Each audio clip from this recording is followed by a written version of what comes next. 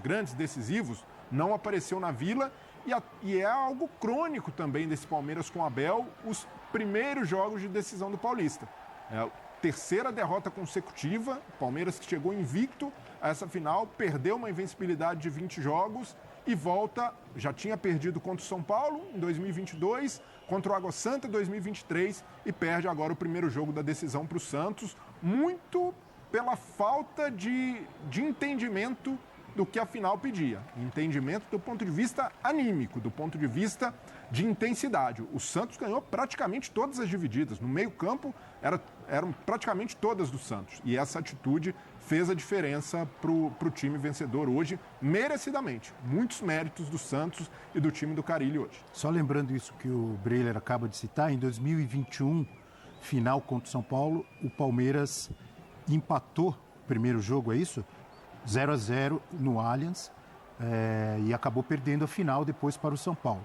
E em 22, perde o primeiro jogo para o São Paulo, 3-1 no Morumbi, massacra na volta. No ano passado, perde o primeiro jogo para o Água Santa, massacra na volta. É óbvio que esse retrospecto recente traz otimismo, esperança para o torcedor palmeirense. Não é isso? André Kifuri, boa noite. Boa noite, Abel, Breiler, Gustavo. Uma ótima noite a todos, um bom final de domingo e uma excelente semana. Eu vejo um aspecto do jogo de hoje de forma um pouco diferente da do Breiler. Eu não vi no Palmeiras a falta de entrega do ponto de vista do compromisso com o jogo que, por exemplo, ficou clara na primeira partida contra o Água Santa na temporada passada. Depois confirmado, né, esse ponto, esse defeito do Palmeiras naquela noite pelos próprios jogadores, com frases do tipo: não fomos o Palmeiras, não tratamos o jogo da maneira que deveria ser tratado. Eu não acho que o Palmeiras fez isso hoje. Eu acho que o destaque da noite é a forma como o Santos competiu. E, óbvio, não dá nunca para a gente falar sobre um jogo de futebol se concentrando apenas em um time, né? O que uma equipe deixa de fazer, em muitas ocasiões, tem muito a ver com o que a outra equipe fez. E as coisas são relacionadas assim até do ponto de vista estratégico. A impressão que eu tive em relação ao Palmeiras, primeiro, foi de um comportamento respeitoso demais ao Santos, do ponto de vista defensivo. No intervalo do jogo, na transmissão dos nossos companheiros da TV Record, o Rafael Veiga chegou assim, é uma coisa que não acontece sempre. É um jogador do Palmeiras fazendo uma colocação crítica à forma como o time se comportou em campo. Ele disse: a meu ver, estamos com a linha baixa demais. Então isso revela ou uma determinação da comissão técnica aplicada em campo pelos jogadores, ou aquilo que às vezes os treinadores dizem: não adianta ficar gritando do lado de fora do campo, porque os jogadores ouvem, compreendem, mas o jogo adquire uma dinâmica que é diferente daquela, porque a outra equipe empurra. Eu nem achei que o Santos empurrou tanto o Palmeiras hoje. A minha impressão foi que o Palmeiras foi, de fato, defensivo demais numa situação de respeito à Vila, de respeito ao ambiente, de evitar que houvesse hoje em Santos um resultado que determinasse muita coisa para a partida de volta. E, de fato, não houve. Mas é uma vantagem que, num clássico, numa decisão de campeonato, é preciso respeitar sempre. Agora, o Santos, para mim, é o destaque. O Santos foi, na primeira partida da decisão do campeonato, a equipe que foi durante todo o Paulistão desse ano. Um time que deixa o seu torcedor satisfeito pela maneira como trata as partidas. O Santos é um time sério. E por que isso é importante? Porque na volta da decisão, o Palmeiras pode fazer o resultado no Allianz Parque. Eu acho que não faltam condições para o Palmeiras fazer isso, já que a diferença técnica entre esses dois times ela é bastante clara. E o Santos pode não ser campeão estadual. Mas o torcedor do Santos, em relação ao que aconteceu no ano passado, o rebaixamento inédito, principalmente pela maneira como o Santos foi rebaixado, deveria, entre aspas, estar deprimido até agora.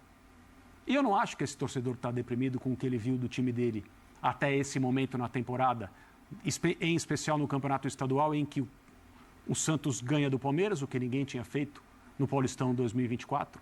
Desculpe te interromper rapidamente. 20 jogos de invencibilidade. Exato. A última derrota do Palmeiras foi no Brasileirão para o Flamengo. Não é pouca coisa. E não foi um resultado circunstancial. O Santos correu risco, porque o Santos se defendeu com 4 jogadores atrás contra um ataque que pode ter um 5º jogador chegando.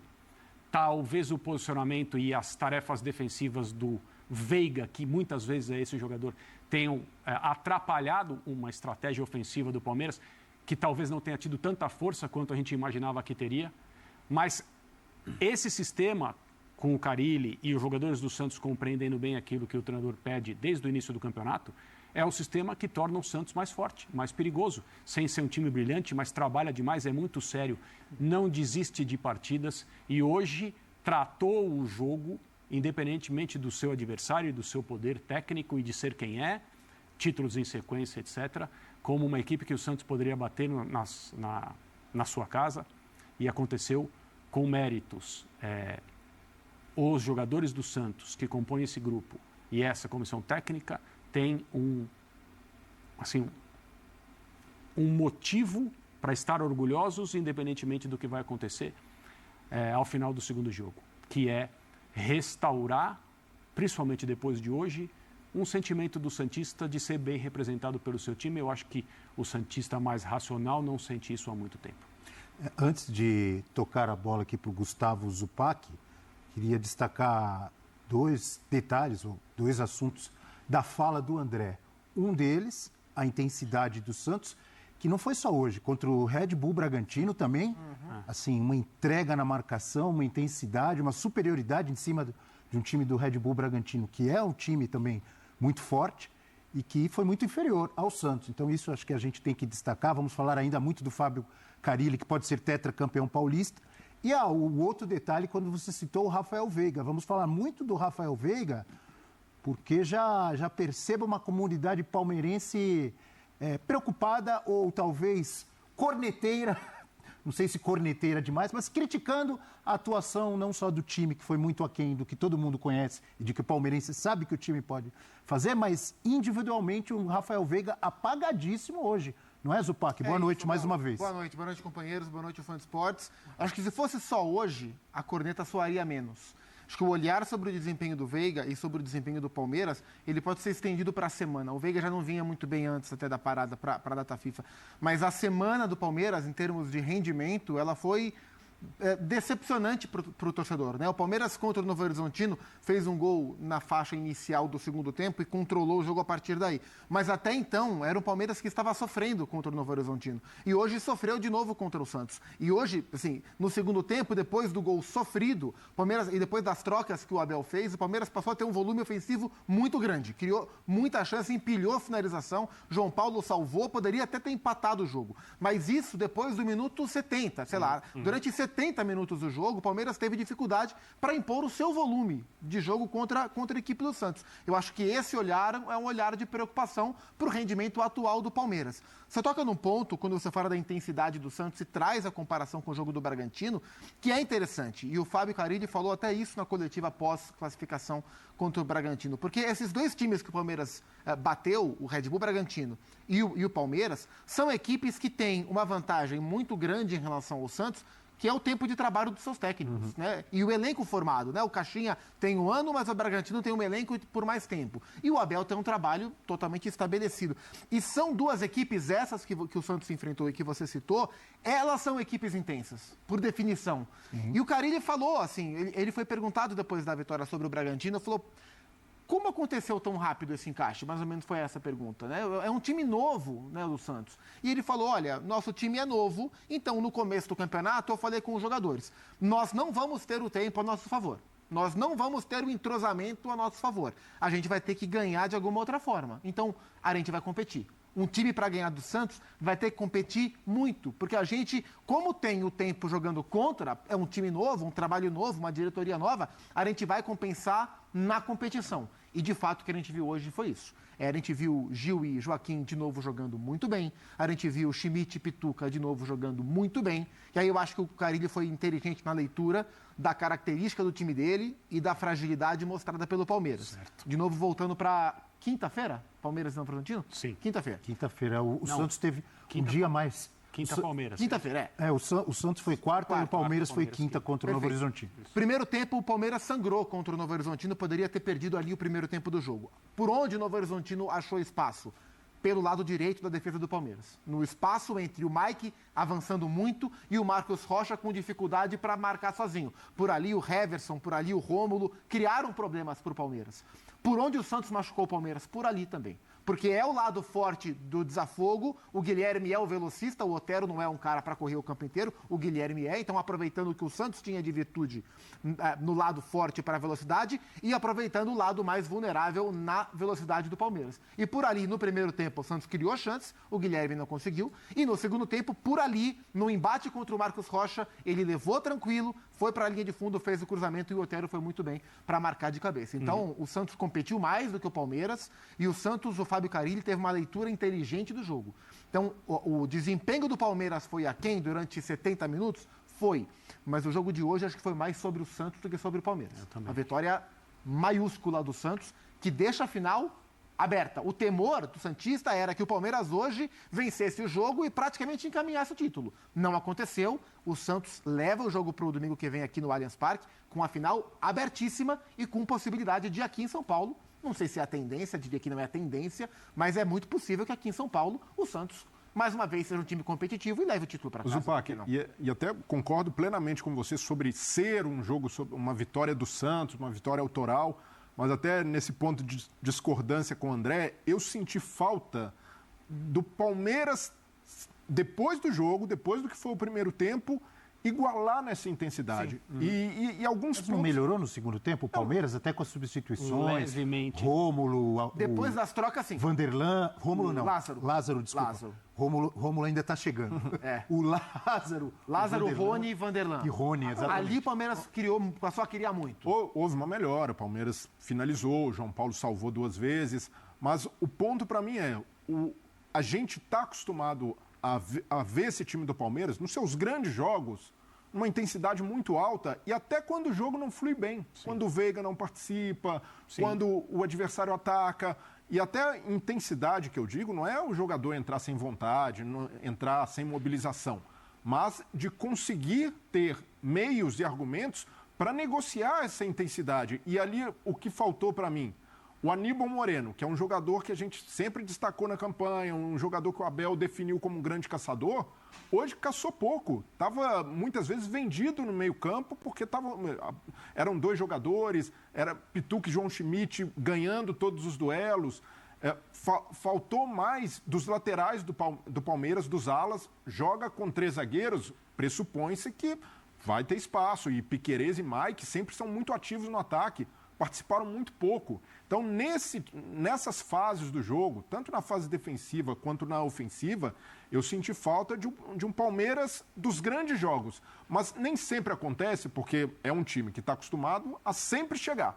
Um time que disputa várias decisões ano após ano. E é normal o jogador não conseguir segurar esse nível de intensidade, de competitividade em todos os jogos. Então, no caso do Palmeiras, é mais do que compreensível, até pelo que aconteceu nos outros anos de Campeonato Paulista. O Palmeiras confia muito no Allianz Parque. Palmeiras, há uma mobilização interna no clube para fazer sempre a melhor campanha e ter o estádio e a torcida a seu favor. Então é natural que hoje no vestiário, imagino que não há um clima de abatimento, um clima de velório do Palmeiras por ter perdido, chateação, claro, mas a confiança de que a história no Allianz Parque será diferente.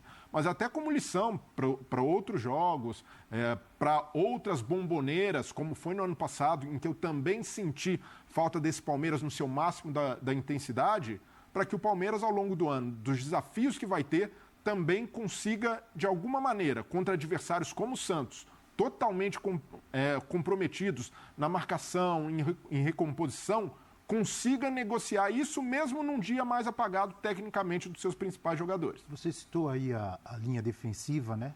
Luan, Murilo, Marcos Rocha também. Um causa estranhamento, o Gustavo Gomes, ídolo da torcida, líder, mais uma vez no banco de reservas. Óbvio, temos que levar em consideração que ele ficou um tempo fora por lesão. Mas será que é só isso? Assim, ele não vinha bem, né? Assim, é que a comparação do Gustavo Gomes com o Gustavo Gomes é o sarrafo muito alto, né? Mas, de fato, o começo de temporada dele não foi bom. tecnicamente, alguns erros individuais, né? Suficiente para sair do time, não, né? Não, mas eu acho que... Que juntou com a lesão. Eu acho que tem muito a ver com a lesão. Acho que se ele tivesse em condições, ele seria o zagueiro. Sim, se tivesse 100%, ele seria o zagueiro do Palmeiras. E o Abel também confia muito no Rocha jogando e fazendo essa função. Não é algo ali que desconfigura o que ele está acostumado a fazer. E o Murilo vem muito bem. O Murilo estava na seleção brasileira, inclusive, né? Agora, como tem um jogo contra o São Lourenço, e aí vai obrigar o Abel a pensar aonde ele vai botar as fichas mais pesadas, se é na segunda final ou se é na estreia da Libertadores, por ser a Libertadores, fatalmente nessa semana o Gustavo Gomes vai jogar. Um jogo ou outro. Imagino eu que ele jogará na Argentina.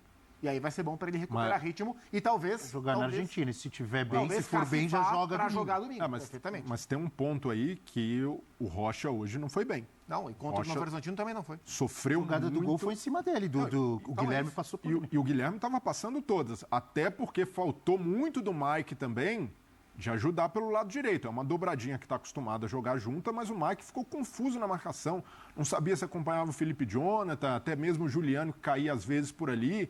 Então não houve cobertura para o Marcos Rocha, tanto é que o Guilherme teve vários 1 contra o Rocha, ganhou a maioria deles. Então é algo também para o Palmeiras se preocupar. O lado direito da defesa foi realmente um ponto frágil que o Santos do Carille soube explorar bem. Foi mais...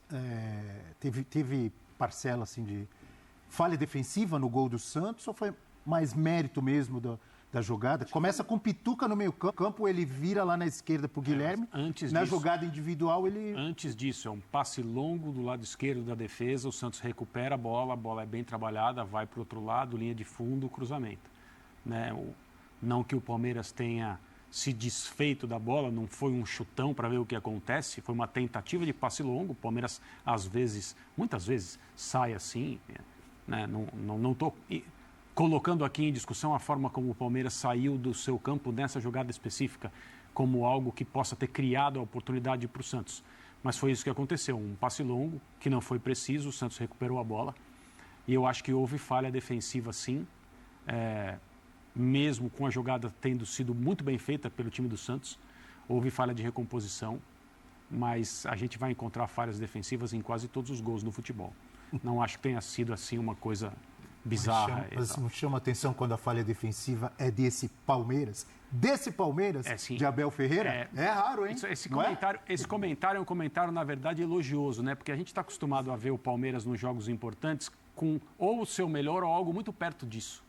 Em todos os sentidos. É igual né? Hoje a gente não viu. Um grande goleiro toma um gol que para um goleiro médio a gente não chama ele de falha. Sim. Mas ele fala, não, mas desse goleiro a gente espera que ele pegue esse tipo de bola. Então, esse Palmeiras a gente não espera que falhe defensivamente. Sim. Acho que teve muito mérito do Guilherme na vitória pessoal sobre o Marcos Rocha. Foi fácil para o Guilherme levar o Marcos Rocha e a partir daí ele teve muita... Até o Mike chegar para tentar fechar o cruzamento, já não tinha como. O Guilherme estava já inteiro no lance, de cabeça erguida, preparando o cruzamento. Então, teve muito mérito do Guilherme na jogada individual, já no fim dessa análise ampla sobre a jogada, e um Palmeiras mais bagunçado do que costuma estar. E muito mérito do Otero, porque o Otero estava distante do Piquerez. E o Otero vem rápido, passa à frente do Piquerez, pega o impulso e faz o movimento perfeito de cabeçada.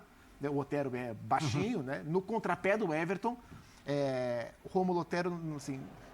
acho um pouco cedo para a gente olhar o Campeonato Paulista e ter a certeza do que será o Campeonato Brasileiro dos times, mesmo no caso do Santos sendo a Série B, a partir do que é o Campeonato Paulista. Mas eu admito aqui que quando o Santos contratou o Otero, eu não achei uma boa contratação. Não achei. E até aqui ele vem surpreendendo muito. De novo, é cedo para a gente cravar. Mas até aqui ele contraria as expectativas de maneira, assim, louvável. Faz um grande Paulistão. Eu diria que não só você, muitos torcedores santistas e não é à toa, opinião pública pelo retrospecto em geral... do Otero. Não é porque eu não gosto dele, nem eu conheço. É por uma análise do que ele vinha fazendo nos últimos muitos anos, né? Mas ele está contrariando o que ele vinha produzindo e a nossa opinião sobre o jogo dele. Acho interessante o seu comentário. A gente está falando muito mais do Palmeiras até aqui, mas voltando para o lado do time vencedor... Tem alguns jogadores que desde o começo do campeonato, como por exemplo a dupla de volantes, o Pituca e o João Schmidt, eles vêm numa regularidade desde os primeiros jogos. O Schmidt chegou para ser reserva do Rincon. Exatamente. E tomou a vaga e foi embora. Acho que a dupla de zaga também, Gil, Joaquim. Tem outros jogadores, na minha visão, que eles vêm crescendo nos últimos jogos para cá. O Guilherme é um deles. Ele foi muito bem contra o Red Bull Bragantino, fazendo um gol. participando do outro. Hoje ele faz a jogada, uma jogadaça para o gol. Então, Guilherme, o próprio Otero, são jogadores. O Pedrinho hoje começou no banco, entrou mais discreto e tal, mas fez um grande jogo contra o Bragantino. Tem alguns jogadores no Santos que estão crescendo agora nesse final, ou não? Mas o grande destaque hoje foi o Guilherme tomando boas decisões. Esse era um fundamento dele, né? A tomada de decisão, no passe ou na finalização, que ele pecava muito no Fortaleza e hoje praticamente tomou todas as decisões certas. Até no primeiro tempo, quando ele corta para a direita para bater 2 vezes, leva perigo ao gol do Everton. Na primeira finalização, a bola passa raspando a trave. Então foi um jogador muito bem utilizado e que desde os tempos de Fortaleza já mostrava uma característica que serve muito aos times do Carille, que é esse ponta comprometido com a recomposição e que consegue sair em velocidade. Ele no segundo tempo... Essa parte defensiva da recomposição, você está citando, eu acho que isso ele apresentou o campeonato inteiro. Mas esse crescimento ajudando mais no ataque, acho que nos últimos jogos ficou mais acentuado, não ficou? Mas o cara, aos poucos, vai ganhando confiança, Abel. O trabalho, quando flui, até o ambiente de clube, conhecendo os companheiros. No Fortaleza, o Guilherme era um atacante bastante utilizado pelo Vojvoda, sempre muito útil, questionado por pecar nesses fundamentos finais ali, que são caros a um atacante, mas é um cara que, no contexto do Santos atual, que vai disputar uma Série B, ajuda bastante. E tem ajudado não só na campanha, mas na forma como o Carille exige e cobra dos jogadores, que é a entrega, que é o comprometimento. E se a gente analisar o elenco do Santos, os jogadores que contratou, todo mundo entrega. Não há um jogador que a gente... esse aqui ainda está devendo. Todos, de alguma maneira, contribuem. O Casares, por uma questão física, hoje, quando o Casares entrou, o Santos passou a perder duelo no meio, perdeu a intensidade no meio, porque o nível de intensidade do jogo do Casares é muito baixo. Mas e o Jorge, que não jogou e foi embora. Mas os demais vêm entregando bem. Mas até o Felipe Jonathan, um cara muito questionado na temporada passada.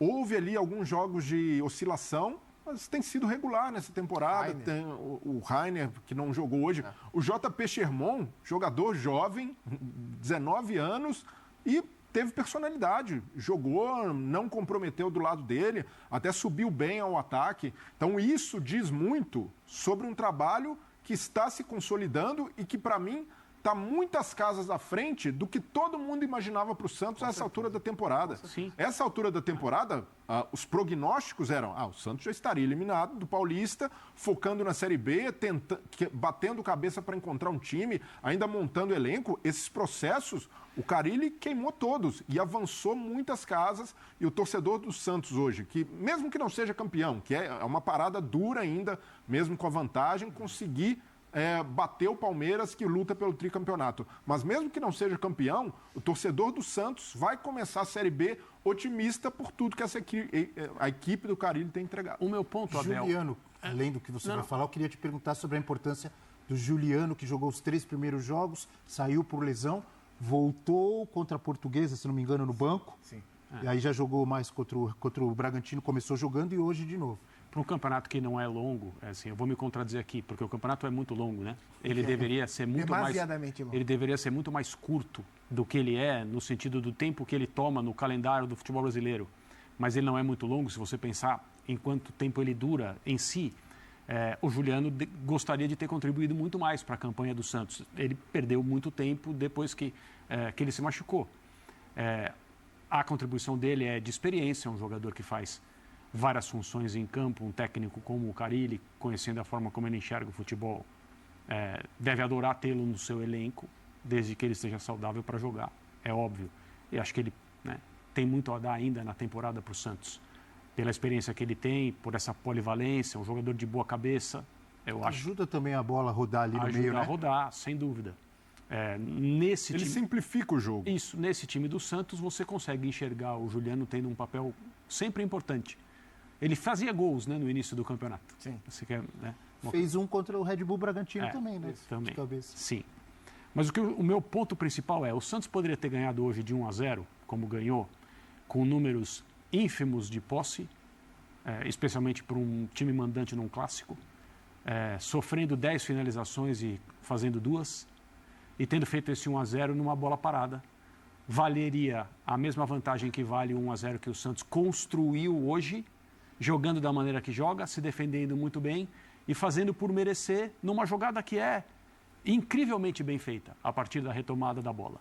Tudo que o Santos fez, começando por retomar a bola, quando o Palmeiras tenta sair pelo alto, foi bem feito e não foi só nessa jogada que o Santos acertou, né? Mas não acertou tudo porque senão teria feito mais gols.